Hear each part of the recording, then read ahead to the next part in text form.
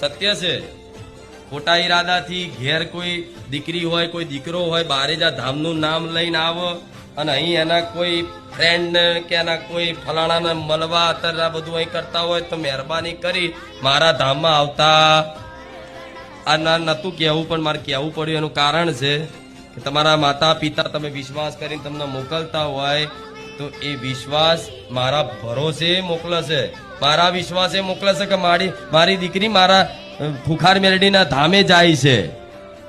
અને જો ક્યાંક એક દીકરો હોય કે દીકરી હોય ક્યાંક આડી એવરી વાત થઈ, હું માતાએ 100% એવું કહું છું કે એનું પરિણામ તમારે ભોગવવું પડશે ના.